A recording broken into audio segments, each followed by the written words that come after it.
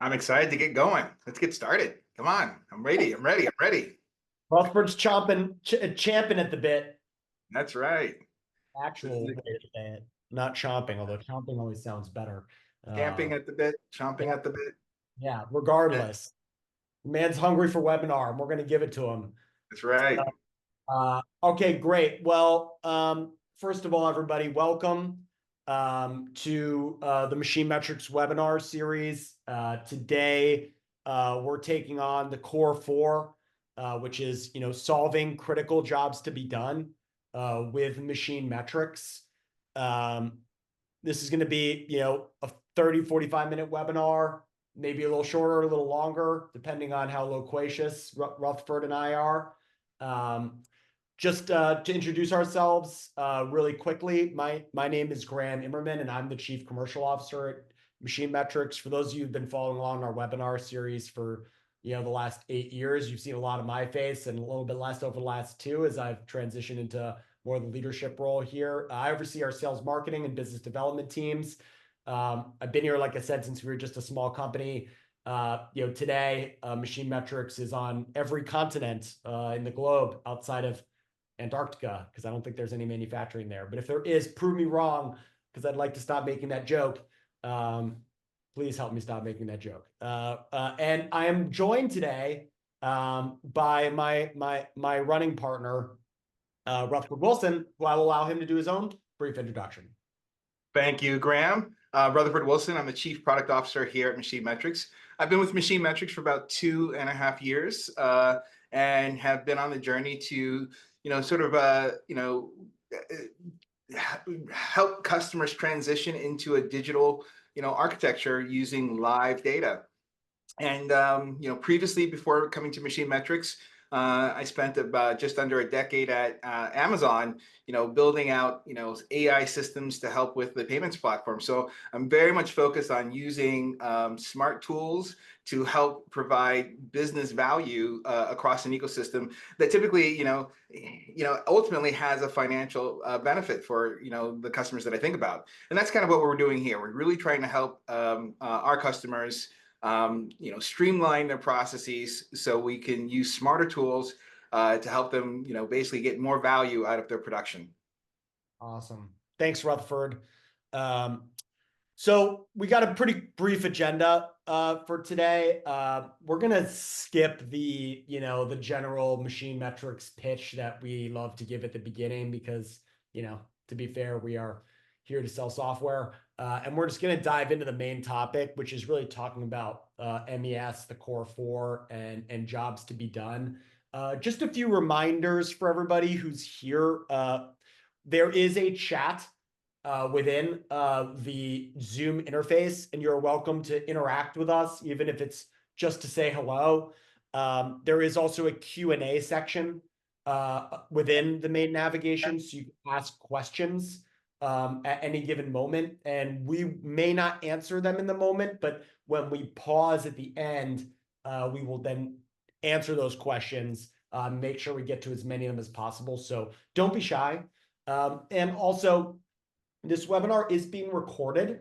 So, in the event that, and I can't imagine one where there's something more important than being here for the entirety of the webinar, but in the event that it does happen, we understand, and we will distribute, recordings of the webinar after, so you can share them with your friends and families as holiday gifts.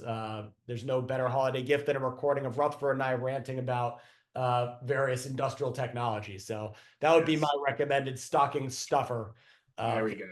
Year. Yes, thank you, thank you. Okay, so let's just get into it, right? So, we're here to talk about, rethinking digital transformation, and this report from McKinsey, that was reported a couple of years ago and continues to be verified through more recent studies, reveal that 70%, essentially the lion's share of digital transformation initiatives, are failing to meet their goals in the industrial manufacturing space. And digital transformation has become a necessity, right, for manufacturers. Their goal is that they must compete in an increasingly complex and fast-paced global market. But they're failing, right, at a tremendously high rate and continuing to do so into the middle of this 2020 decade. And what that failure rate is really showing to us is it's underscoring the difficulty of connecting what's happening in our factories and to how we drive our business.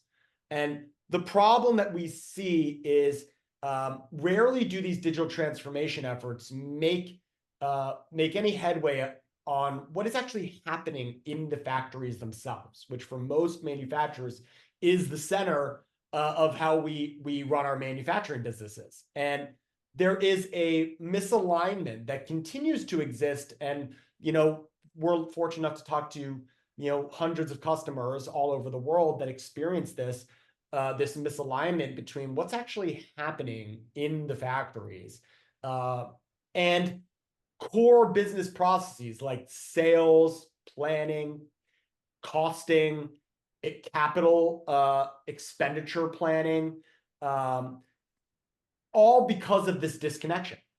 And MES for many companies is sort of like that golden ticket. It's like, hey, this manufacturing execution systems were long seen as the solution to bridge the gap between the business system, call it ERP, and the factory floor. And you can see this here, manufacturing execution. It's this layer, a connective layer, right?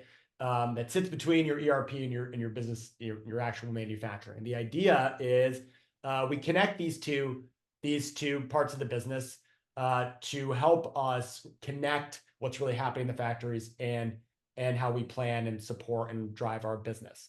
So for those of you that don't know what MES is at a basic level, first of all, you're not alone. And the definitions of MES that we hear from customers are quite literally endless. Some people just view MES systems as a login place for operators and a data receptacle to either receive work orders and to enter part counts and completed work into, so they can eventually make their way back into the ERP.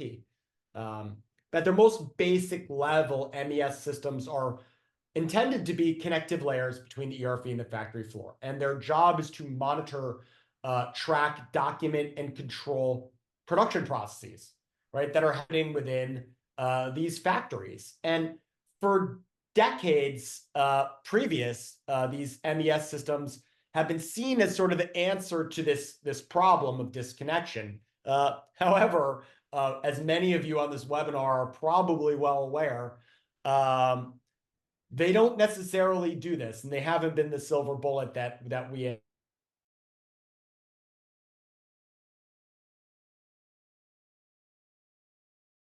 Graham? Yep. Yeah, you might want to repeat your last sentence, why they're not the silver bullet.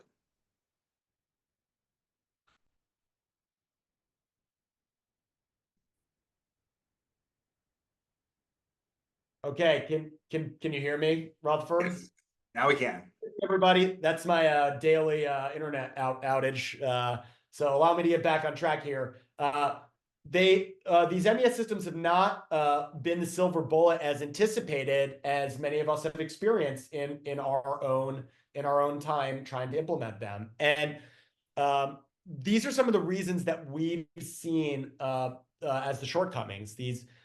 Most MES systems end up being requires excessive manual data entry, and operators, which tend to be the bottleneck of our processes on the factory floor, we just simply don't have enough of them.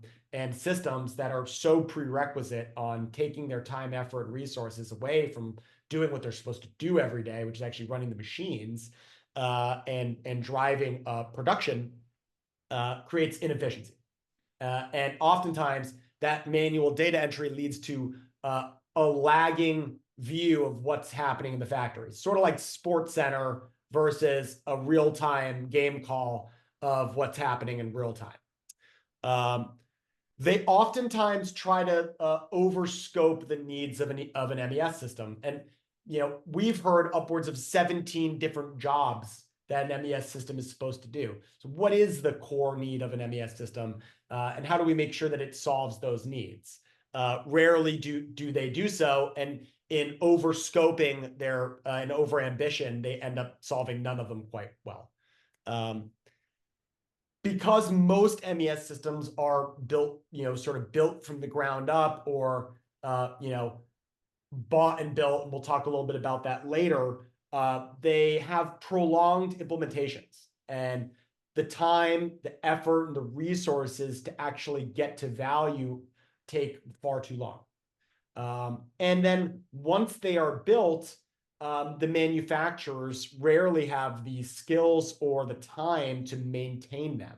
Essentially, the people who designed them, if they left, or an outside integrator who built it from scratch, just upkeep, maintenance, improvement, staying on the cutting edge of technology becomes tremendously costly or impossible and cumbersome, and companies look for new needs. And the data does not lie here, right? Regardless of what you read on LinkedIn, right, and regardless of the handful of citizen developers out there that are screaming success of their home-built MES, the data really tells a different story. According to Gartner's 2022 report on MES systems, a lot of the off-the-shelf systems that were sort of designed to expedite MES solutions did not really integrate with the actual factory floor processes. And this creates just a second silo and prevents most manufacturers from actually getting the visibility they need into what's really happening. From those solutions, those that were sort of meant to be citizen developed, 50% of the manufacturers reported a need to extensively customize these solutions, especially those that were considered standard solutions. And the time, the effort, and the resources and the costs are ballooning on those projects. The third research from IDC's Manufacturing Insights showed that there's tremendous delay in time to value. And traditional MES systems, both built or bought, often took 12 to 24 months to deploy, and that really significantly delayed achieving value. And I think we all know, those of us here that have tried to deploy solutions, that without value, most people lose faith in the system. And that can significantly delay other projects, digital transformation projects in particular, that we know could create value, but because these ones have not, it's hard to justify moving on right to the next thing. And then on the flip side of that, you've got these sort of point machine monitoring solutions. And as a company that previously sold, and still technically sells machine monitoring, what we've learned from the customers is that OEE and downtime tracking are slowly losing favor as the only requirements of a monitoring system, because without business context, without understanding what work order is being run, without understanding when will be done, how it impacts our schedule, and how it impacts our ability to deliver on time, that downtime and OEE data fails to drive meaningful improvements at the business level. So the debate rages on. And for those of you that have joined whether it's Discord or LinkedIn or various on-site conferences, the debate rages on, right? This dramatic rate of failure from both DIY systems and out-of-the-box systems have system integrators, ERP companies, software vendors arguing, should we buy? You got to build your system from scratch, right? There's only one way to do it, and it's build it for you. You're a snowflake, right? Or the other side is, no, you got to buy our system, right? Our system is the one system that solves these problems. And as you can see in the middle of my image, that yes, I put this together seconds before the webinar. There's a befuddled customer sort of in the middle that's just like, what do I do? And we don't blame you, because what we've learned is that there isn't necessarily a right answer to this question. And even more complex is that maybe it isn't the right question at all. We of course have our opinions because, we're a company and we have a philosophy, but building an MES from scratch might seem like the path to ultimate customization, but it's costly and more often than not unsustainable.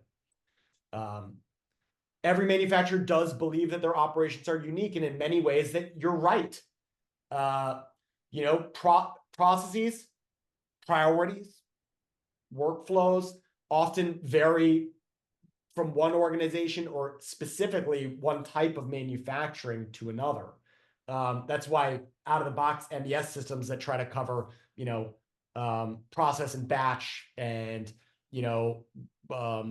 discrete manufacturing will normally fail. It's the same thing pretty much as DIY in a lot of ways. However, this belief will often lead to the conclusion that a custom-built MES is the only way to meet the needs and of any manufacturer. And we're here to tell you that that's not entirely true. And to quote our Walker Reynolds, who some of you know, or maybe you don't, but he's an influencer in the space. He runs a system integration company and now 4.0 solutions. By the way, if you're going to go to the Prove It conference, we will be there proving it.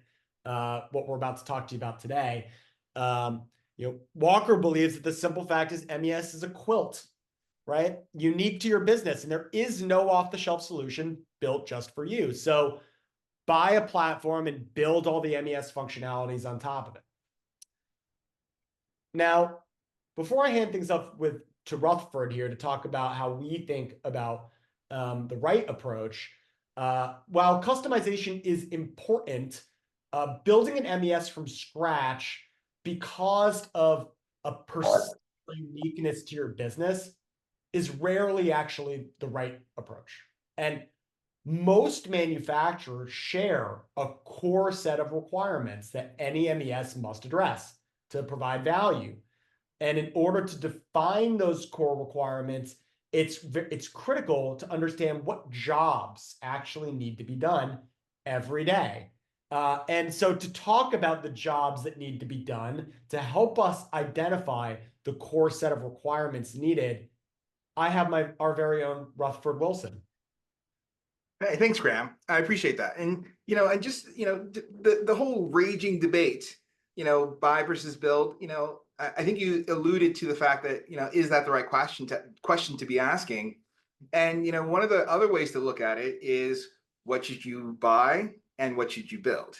Because there are some elements as you're discussing it. And as I'm going to be looking at this particular slide in terms of jobs to be done, is there's elements where you're going to be buying certain systems, like your ERP to do certain jobs. You're going to be buying certain systems to, manage your work orders, your shop floor scheduling. And so when you think about it from this point of view, what are the key things that you need to accomplish? And then, we're going to come back to the slide that we filled in a little bit with an example of how we think about it. But, if we change the question from buy to build is what should you buy and then what should you build, then we start to get a little bit more narrow, especially when you look at, when you think about when you're not looking at the overall manufacturing as a whole in context, which has a lot of variety inside of it. If you look at various verticals, you might get different answers about how you want to answer that question. When you look at discrete manufacturing, there's a lot of things that are much more similar that will make it easier for you to answer that question. And so the way we break it down in terms of when you're in the process of organizing, obviously you're going to have sales orders that comes in. You need to manage your inventory. You've got to be thinking long-term in terms of planning. How much inventory do you need when? How much demand is coming through your systems? And then once you have that element figured out and you start, executing the sales orders that are done, you're going to be releasing those sales orders in terms of work orders to your shop floor. And so who's going to be generating the work orders and how do those work orders make it to the shop floor? So how do you track the work orders when you get there? And so obviously you need to schedule the work order on your shop floor. And this is where rubber starts to meet the road. So you have a planning system that is really looking, maybe 3, 6 months out in terms of what you need to purchase in order to meet your demand. But then when you get to the actual rubber meets road, you need, a work center of machines is not going to be doing the work. One machine is going to be doing one work on a pure job, or two machines are going to be doing this work. So you need to schedule the shop.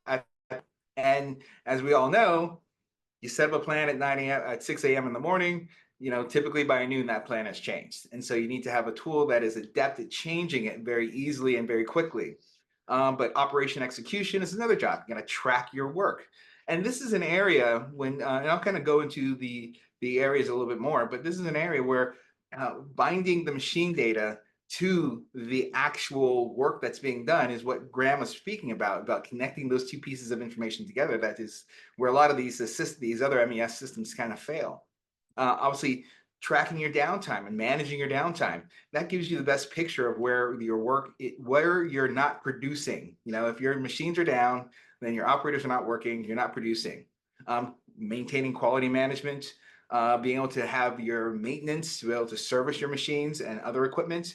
And then obviously all of this wraps into an understanding of how well you're doing.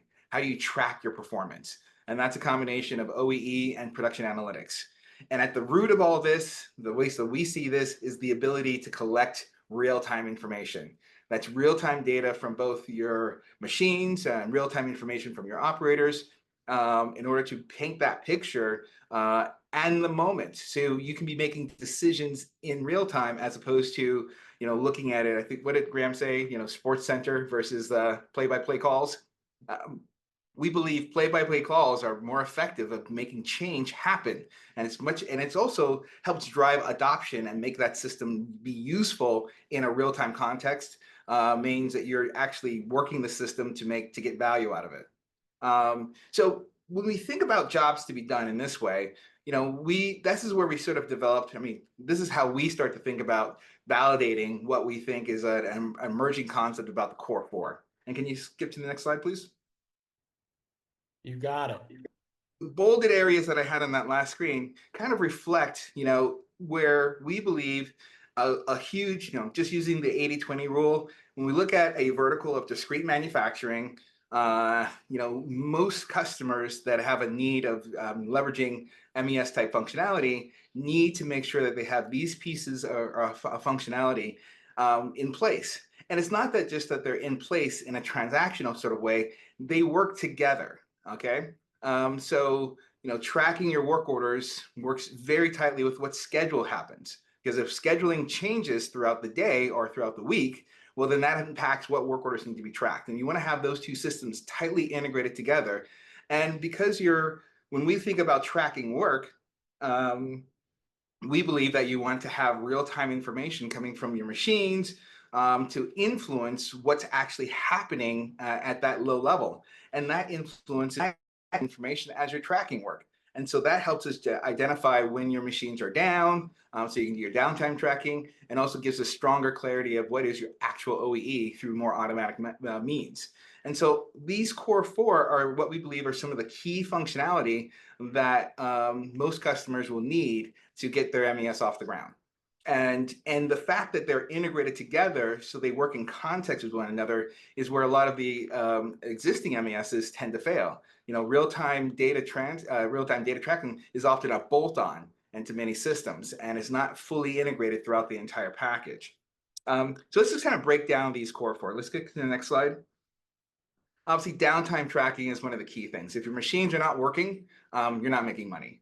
And so downtime tracking, basically monitors and records in real time when your machines have stoppages, line stoppages, and helps identify the causes and frequency of unplanned downtime. Where appropriate, why this matters is you can start to detect and do analysis about why your machines are not working, and then prepare either Kaizens or processes to minimize unplanned downtime. And that becomes something that really helps drive the core of when your machines are working and producing parts, then you're making money. And so managing downtime is the most critical piece of all of this, and understanding exactly when your machines are down, as opposed to relying on operators to tell you when the machines are down, gives you the most accurate record of when your downtime actually ends. And this is actually a big problem when customers have implemented our solution before.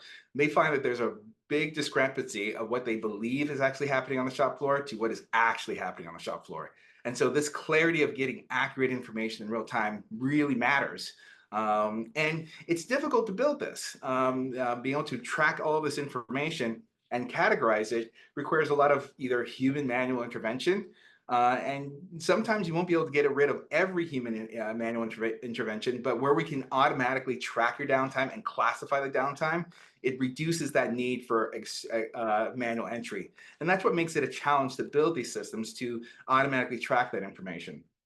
And buying this and configuring it helps get you up to speed faster in many cases, because then really your effort that you're focusing on is, how do you want to classify your downtime? What's important to you in understanding your business? What have you done historically, and does that still apply to what you need to do now?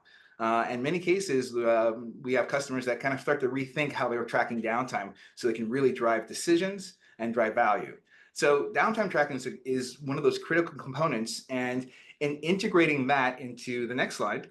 Before we move on to the next slide, I just want to double click on one thing that Rutherford said, because I think it's really important, is the rapid value, right? And this is something that is key, because I think for a lot of MES implementations, right, takes 12, 18, 24 months even just to get transactions up and running, to understand, okay, getting data from the factory floor back into the ERP at some point, right? But to downtime tracking for many customers provides instant value, right? Understanding when we're running, when we're not, bottlenecks that exist, allow you to take instant action that can help create change.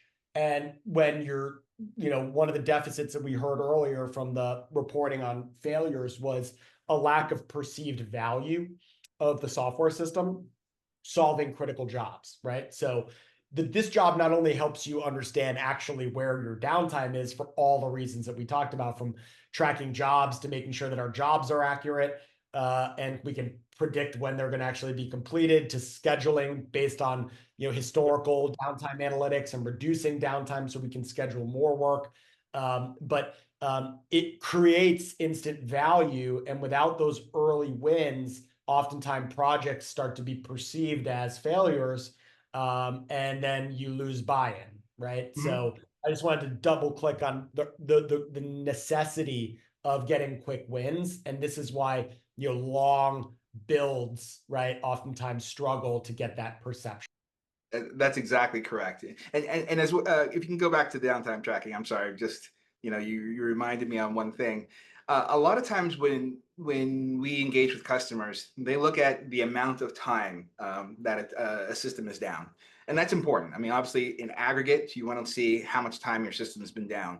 But there's another aspect of this, is the frequency and the cadence of the machine going down. And just to give you an example, we have one of our customers. They're more of a high volume, lower mix sort of a kind of customer profile. But they had machines that was going down, I think it was like every 20 or 25 minutes.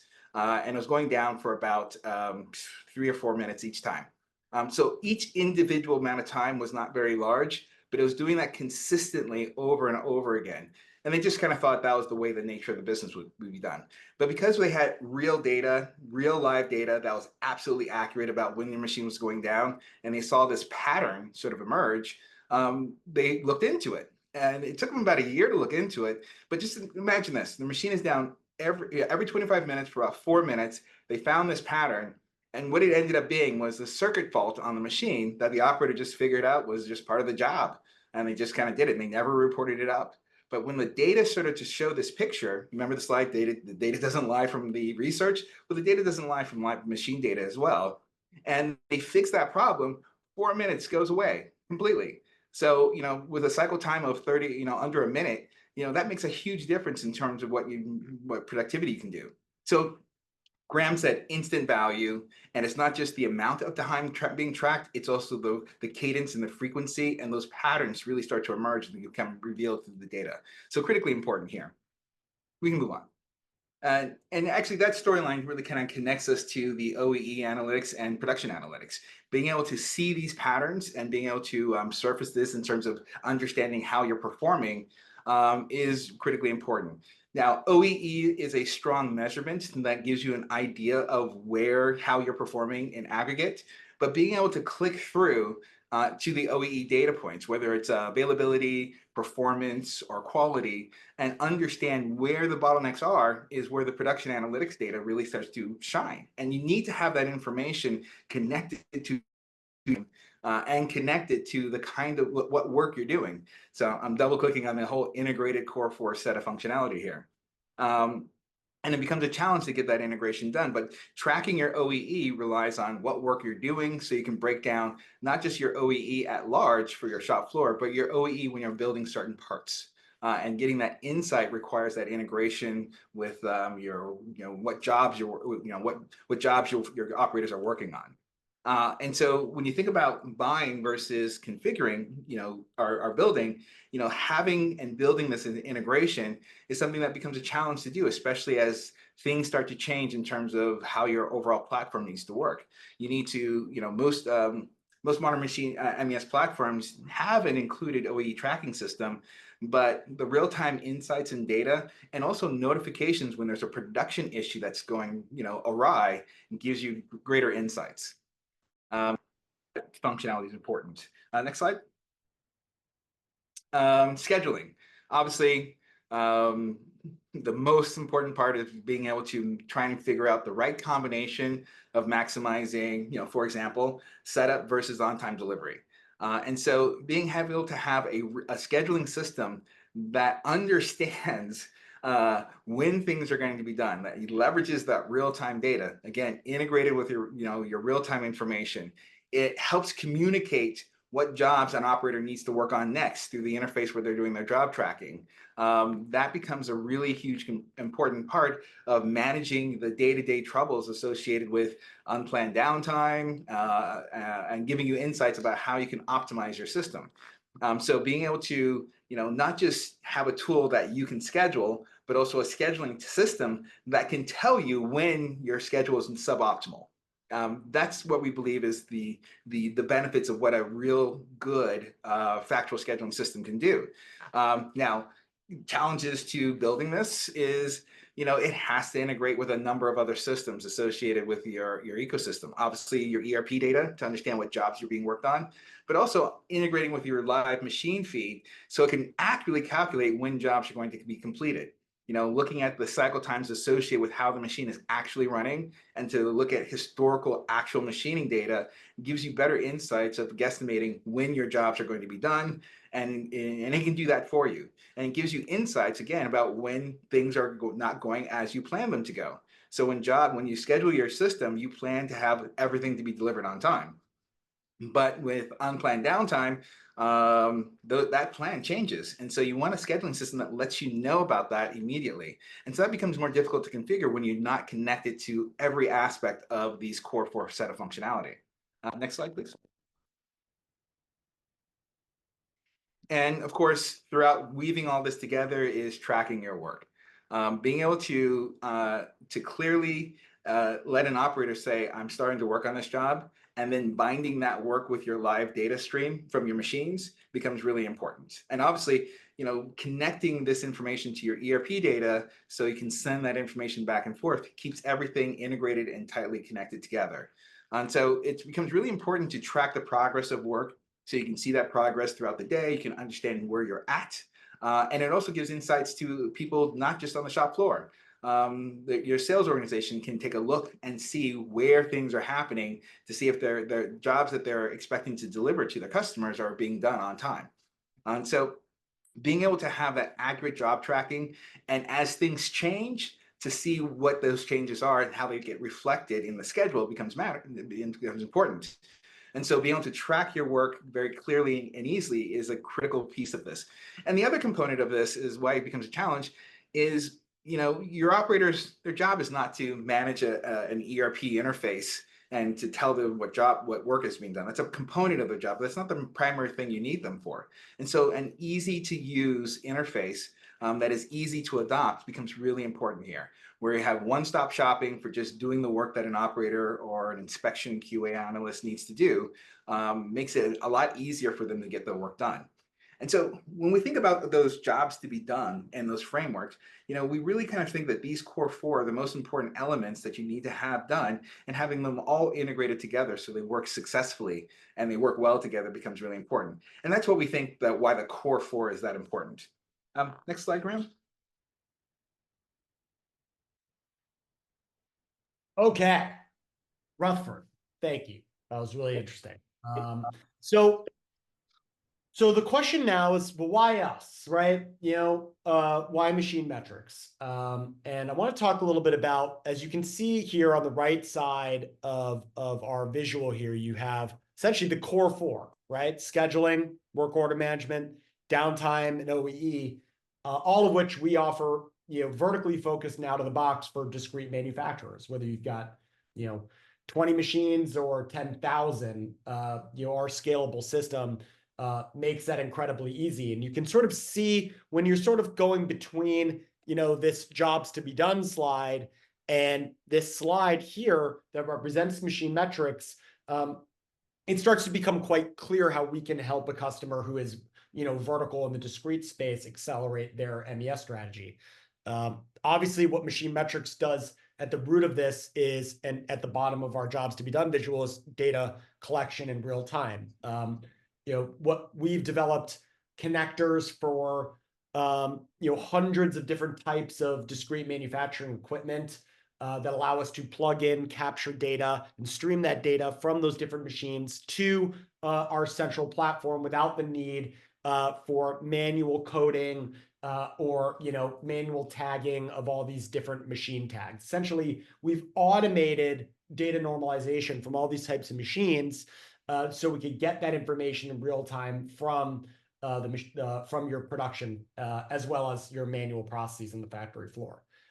What we learned, and as we discussed, though, is that the key in making this even more useful is when you contextualize that information with real-time data from ERP, right? So we pull work orders, operations, cycle time standards, operator names, downtime categories into MachineMetrics. And then when you run your machines, we can match essentially what operations are running on what machines with certain work orders and provide automated intelligence on the jobs that are running and when they're going to be completed using our schedule intelligence system.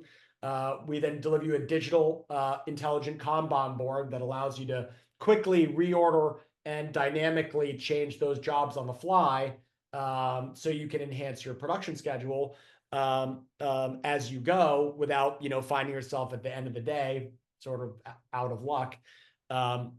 We also make it very easy for then operators to have a single place where they can interact with work orders by logging in, selecting a work order, and then automatically propagating labor tickets using real-time data from machines, with a very easy mechanism to then send that data back to your ERP environment.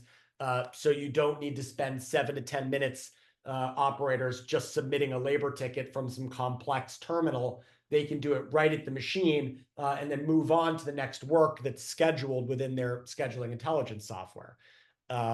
With that real-time information, understanding the SKUs and operations and how well they run is out of the box. Configurable and customizable dashboards and reports and out-of-the-box tools give you those downtime analytics, OEE, and production analytics. So you can understand exactly what we're doing well or not doing well, what our top bottlenecks are for downtime, and how we can improve those and provide alerts to the right people to solve those problems at any given moment without having to rebuild the wheel from scratch based on anytime we need a new custom report or dashboard, you can just instantly build those in a matter of seconds. You don't need to be a citizen developer or a system integrator to get those solutions and configure it to your unique needs. But I think the other piece that we're talking about here is, well, there are other jobs, right, that need to be done outside of the core four. And I think we all know, right? Whereas the core four still represents the center, right? Of most of that 80% that Rutherford talked about, that is the same for most discrete manufacturers. There is a uniqueness to how you do your quality or how you do your traceability or even maintenance, right? And there are solutions on the market today, from QMS systems to CMMS systems, that we integrate with, that help you get the needs, those jobs completed in an efficient way, without having to rebuild the wheel from scratch. So at the core, you don't have to build something to be unique, right? Believing that your business's uniqueness requires building an MES from scratch is a costly misconception. Customization is important, right? The core 4 MES capabilities, downtime tracking, OEE, scheduling, work order management, though, are universal needs that can and should be met with pre-built configurable solutions like MachineMetrics. And by choosing a platform like ours, this is all about time and money, right? And companies today and success are driven by how fast can we innovate, just like ourselves, right? And the speed to innovation, our ability to improve, are all factors of the tools that we have to make changes, right? Spending years developing new systems is not necessarily the right way to use your time. If those systems exist, if you can get the core 4 and then configure it and build additional solutions on top of that that solve your uniqueness, you can achieve value faster. You can reduce the costs that are associated with custom development, implementation, and most importantly, you can focus efforts on what you do best, right? Which is making innovative, tremendous products and the processes around making those products. The digitization of the tools that help you improve those things are already there, right? Instead of building from the ground up, buy the foundation and build what matters the most on top. So that's the end of our webinar today. We hope that you guys enjoyed it. We are here to answer questions. We've got a few extra minutes. And so Henry, who's running our Q&A, thanks for hosting that today. We're going to open the floor up to questions, and Rutherford and I can sort of take those down as it goes. And I can just start with a few that have already kicked off and answer those on the fly. One question that we have is, in your visual, you showed CMMS systems. Does MachineMetrics integrate with other CMMS systems? The answer is yes. We actually have out-of-the-box integrations with MaintainX, Fix, and Upkeep. Because MachineMetrics is connected to the machines, we can drive usage, alarm, or condition-based maintenance triggers that can then trigger workflows that drive work orders or even service requests for machines in a CMMS system. It's another way to make a maintenance system that was once driven by a calendar much smarter, right? By connecting it to what's really happening on the factory floor. Another question that we got that came in was what ERP systems does MachineMetrics connect to? We get this question a lot. The answer is rarely the limitations of MachineMetrics, but instead the limitations of the ERP. So today we have out-of-the-box integrations with Infor Infor XA, Sightline, I think Epicor 10, Epicor Kinetic, working on Job Boss Squared, MSD 365, SAP. Any ERP system can be integrated with MachineMetrics. And we can integrate with any ERP. If you have any specific questions outside the ones that I mentioned, just reach out to us and we're happy to talk to you about it. Henry, I don't know if it's possible. Could you help me manage some of the Q&As so I get to the ones that are coming in, please?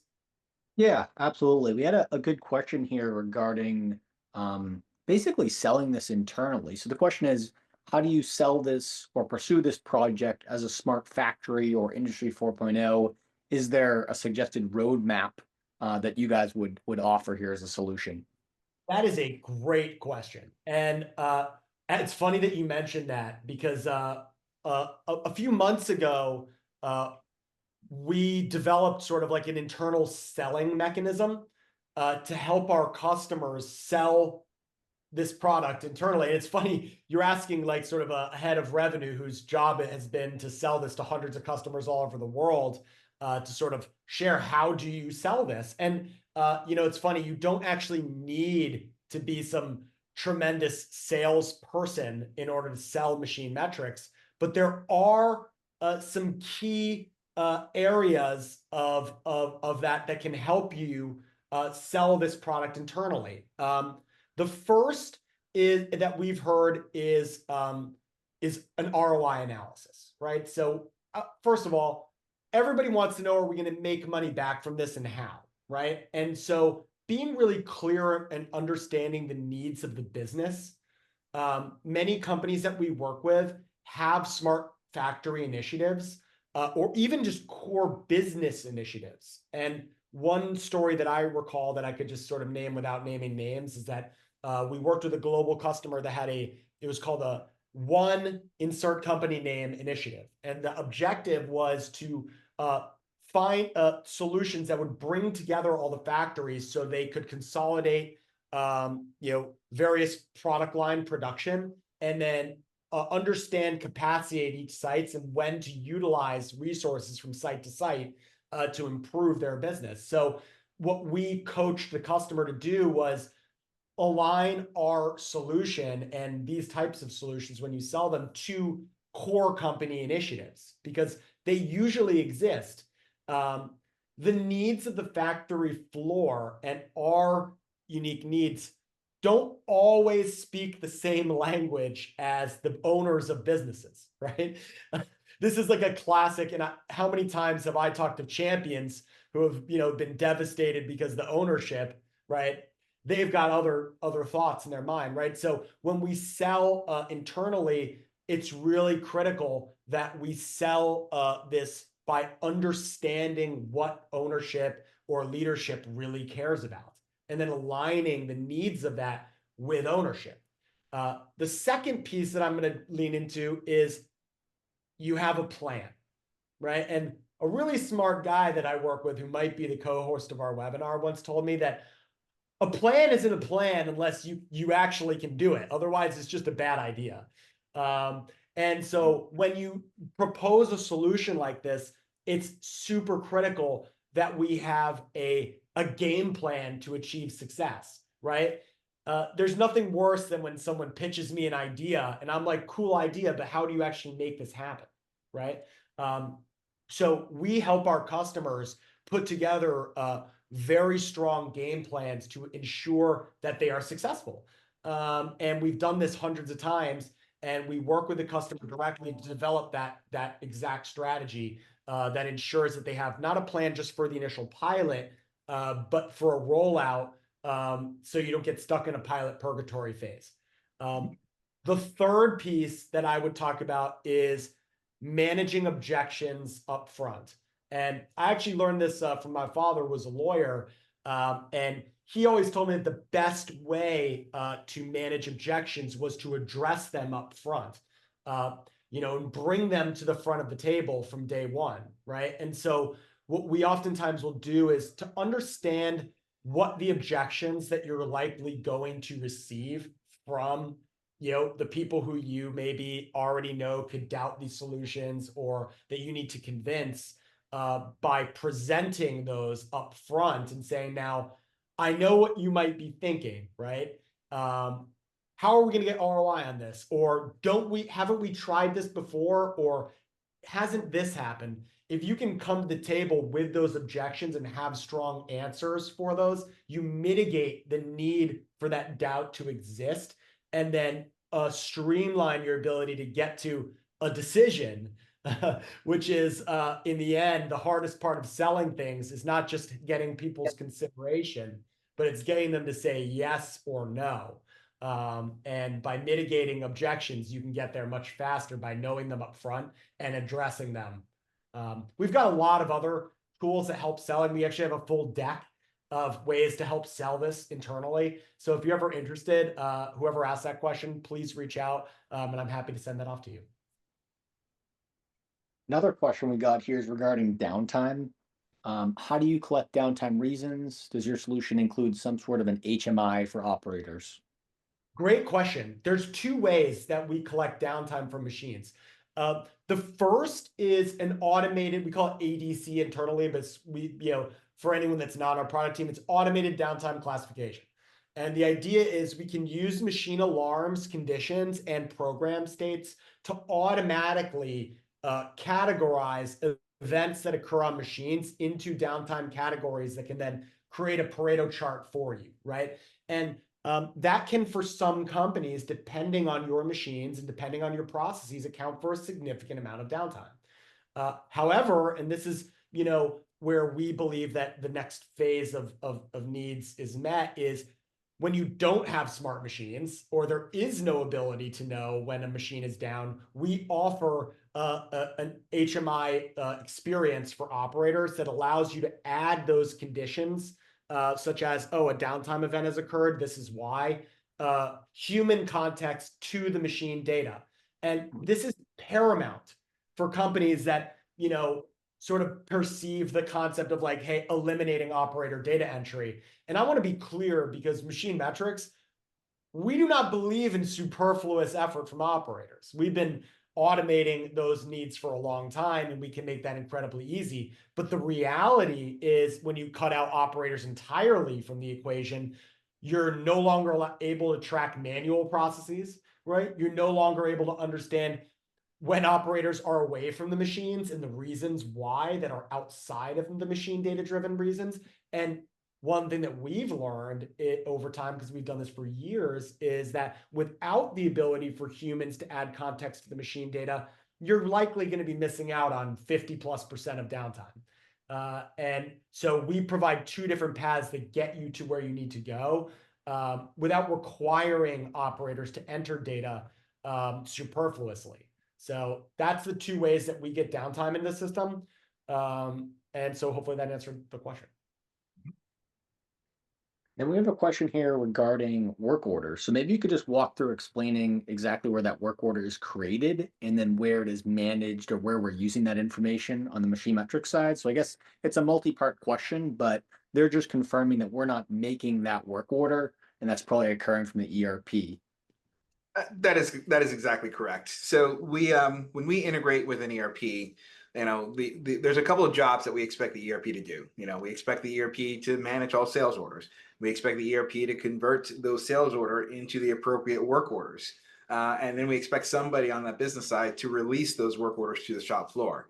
And so where MachineMetrics sort of engages, whether it's an ERP or some custom system that does this, we want to integrate with the released work orders. So we're not creating the work order, we're not generating a work order, but we are looking to grab that work order, and then we update that individual work order record as labor is done, or work is accomplished on that particular work order.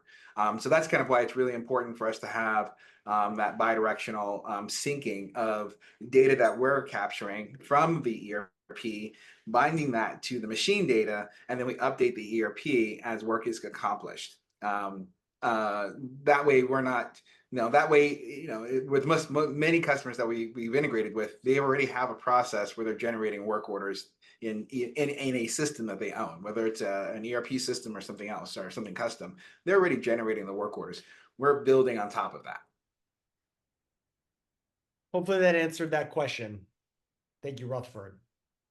We're getting a few more questions in just around essentially various systems that we can integrate with. I just want to clarify that the short answer is, can we integrate with it?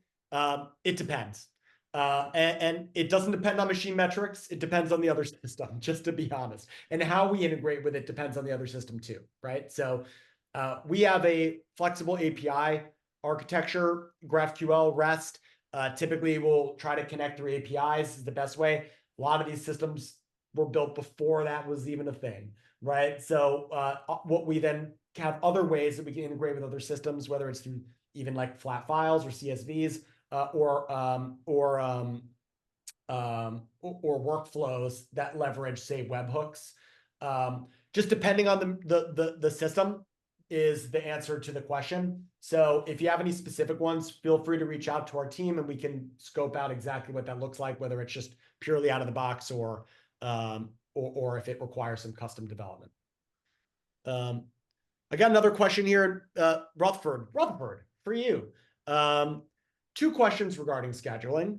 Number one, how do you know when the part will be finished on the scheduling process? And two, some parts require long times to program, but the machine time is not comparable. How, in this case, are you taking into account setup time and programming time? Excellent question. So the first answer to your question is, how do we know when a job is going to complete? Well, what we look at is we actually have a smart, I hesitate to call it AI, but it's basically a machine learning algorithm that is very intelligent, that looks at lots of different data associated with what's actually happening on the machine. So to simplify how that all works is we look at the actual cycle time to make a part, and we add that in to calculate when that job is going to be completed based on the quantity that's required, to the number of good parts that are required. And so as the job is running, you're going to be, different operators are going to be saying, I've completed X number of parts and this much scrap. We capture all that information. But when the machine is actually running, we calculate not based on what the standard is, but based on what the actual machine is doing. So you may have one cycle time that is hitting your standard. Let's just say it's, it's making a part every minute. But let's say the operator turns the feed rate down. Now to 50%. Now you're making a part much slower. Well, we're going to be looking at how fast the machine is making a part. And we recalculate the schedule every cycle for every machine, for every job it's working on. And so that's one of the answers of how we keep up to date. We are recalculating every cycle, every time. And then we're using that real data to tell you how long things are going to take. So that's one part of the answer. What was the second part of the question, Graham? I'm going to drop it in the chat for you just so you can see it. But some parts require a long time to program, but the machine time is not comparable and is low. How, in this case, are you taking into account setup time and programming time? Yeah. Programming time could be super variable. So if it takes a long time to write a G-code program, we don't take that into account. We look at how long it takes to execute the program on the machine. And so, similar to my previous answer, we look at how that program is running and how it's going to make parts to figure out what the cycle time is, and we use that in our scheduling. But also, we look at the setup time. And so when we start a job, and this is why job tracking is so important to be integrated to this entire process, we're getting the standard setup time from the ERP, but we're also tracking when you're completing your setup. For each operation, we track how much time is being used to actually set up the machine, and we use that data in our calculation. So we have backup information if you've never seen this part before, and we don't have any historical information associated with how long it takes to build this part. But what we tend to use is we use the actual setup time that you've run on that machine, and also on multiple machines, in order to calculate when jobs are going to be done. And some of the things you're going to see in our analytics is we will lay out how fast a job runs, not just on the one machine that it ran on, so you can give you an idea of which machines will run a job faster, or which operators will run a job faster. And so when we plan out how to generate a schedule, that's also information that we take in consideration to build out what is the right schedule going to be. So we take into account setup time and the execution of the time, but we don't take into account how long it took you to write the program. Rutherford, thank you for that answer. Everybody, I know we've got some more questions in there. We're not going to be able to get to all of these today, but we will make sure to email you. Those of you that have reached out, we'll get you answers, rest assured. Everybody, I just want to thank you all for taking the time to join us. Again, we're speaking our truth. We hope that you share yours with us as well. And until next time, this is Rutherford and Graham from MachineMetrics signing off. Take care. Good afternoon.